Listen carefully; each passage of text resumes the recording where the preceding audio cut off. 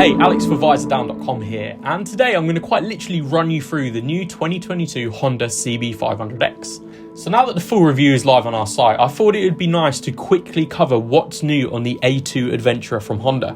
We were invited along to the European press launch for this machine in Scotland, riding the spectacular North Coast 500 route alongside the new 2022 CB500F and CBR500R, with reviews coming for those too. We will link the video for the Honda launch here if you fancy a watch of that.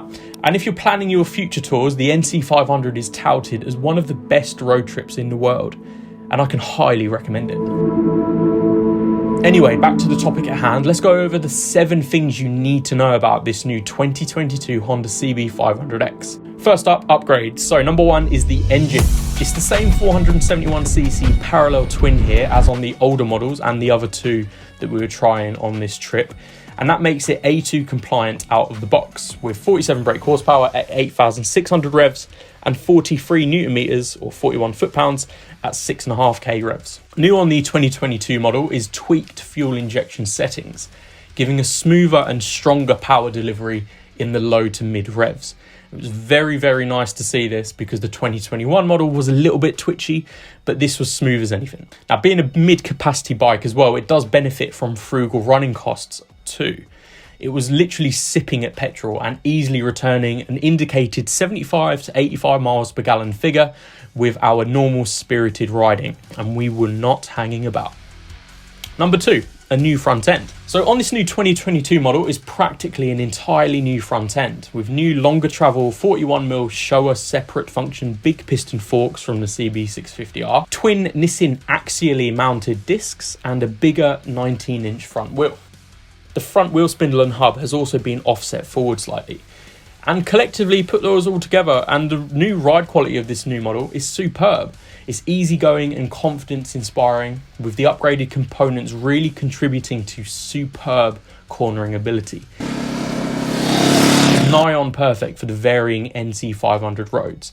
And factoring that new engine as well, this bike is very accessible for those who are stepping up to an A2 bike, or maybe even stepping down from a bigger bike and just want something easy to ride.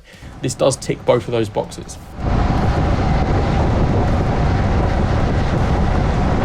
Number 3, new style.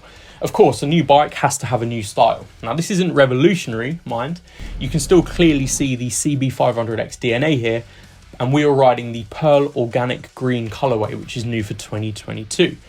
I am really quite fond of the look of this one. You don't see many khaki green bikes around, and it has a nice road presence, quite dominant.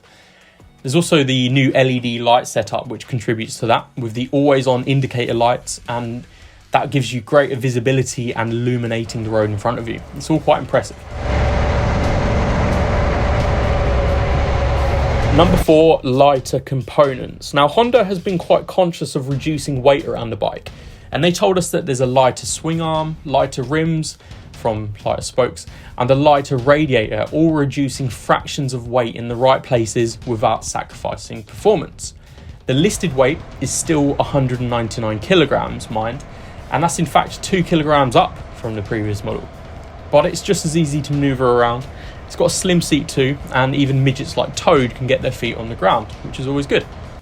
Now, number 5, touring comfort. So if you're thinking of getting a CB500X, you're probably going to be thinking of doing some longer days in the saddle.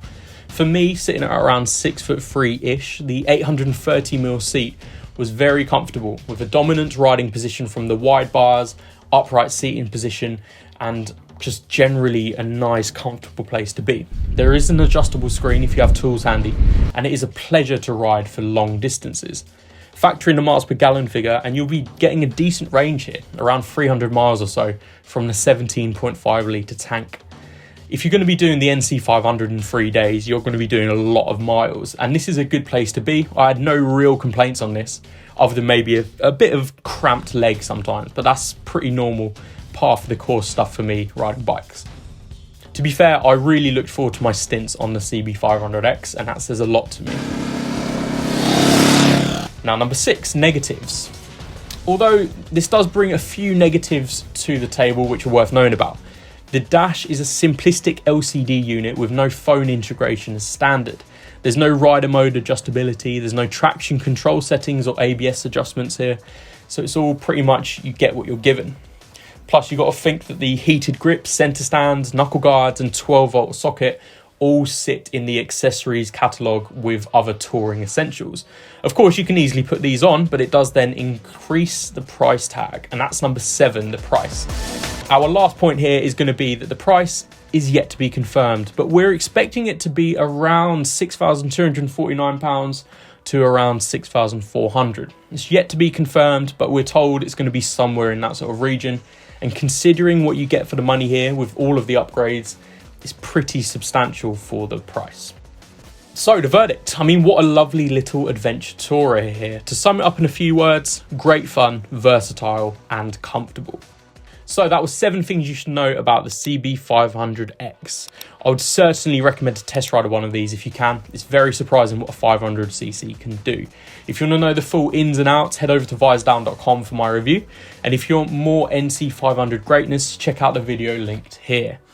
Let me know in the comments down below whether you would do the NC500 on this bike, or if you do it on something else, or if you've already done it on something else. Let me know.